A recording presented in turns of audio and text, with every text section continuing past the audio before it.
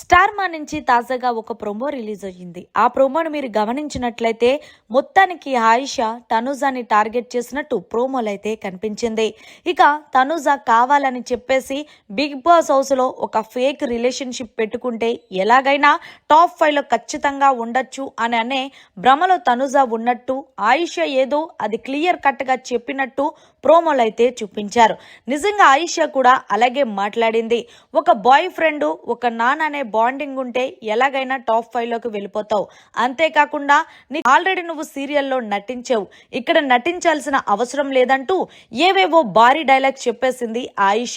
కానీ ఇక్కడ గమనించాల్సిన విషయం ఏంటి అంటే తనుజ ఎప్పుడు కూడా ఎవరి రిలేషన్ తో కూడా ఫేక్ రిలేషన్ అనేది పెట్టుకుంది లేదు. నిజంగా మనసారా నాన్న నాన్న అంటూ భరణికి వాల్యూ ఇచ్చింది.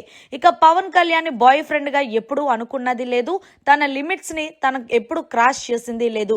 ఒకవేళ ఆయిష అన్నట్టు నిజంగా తనుజ సింపతి గేమ్ ఆడుతుంది అంటే ఖచ్చితంగా ఆమె లాస్ట్ వీక్ ఏదైతే టాస్కులు ఆడిందో ఆ టాస్క్ లో ఆమె ఓడిపోయినప్పుడు ఎంత ఫీల్ అయింది, ఎలాగన్నా గెలవాలి అని చెప్పి లీస్ట్ లో ఉన్న దాని నుంచి మళ్ళీ బోర్డులో సెకండ్ పొజిషన్ కు వచ్చేలాగా ప్రతిసారి పవన్ కళ్యాణ్ తో కూడా గొడవ పెట్టుకొని ఎలాగైనా మనం గేమ్ లో విన్నర్ అవ్వాలి, ఎలాగైనా మనం టాప్ 2 లో ఉండాలి అంటూ ప్రయత్నం చేసి మరి మొత్తానికి ఆ టాస్క్ లో విన్నర్ అయ్యి సెకండ్ పొజిషన్ కు వచ్చింది.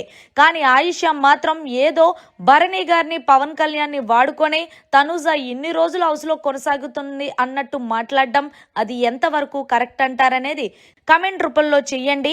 హౌస్ లోకి గేమ్ చూసి వచ్చిన వాళ్ళు ఎవరన్నా మాట్లాడతారు, కానీ ముందు నుంచి గేమ్ ఆడి ఇన్ని వారాలు ఉన్నారు అంటే అది గ్రేట్ అనేది చెప్పాలి.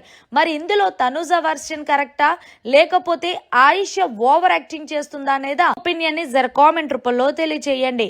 మరిన్ని లేటెస్ట్ లైవ్ అప్డేట్స్ కోసం చూస్తూనే ఉండండి మన ఛానల్.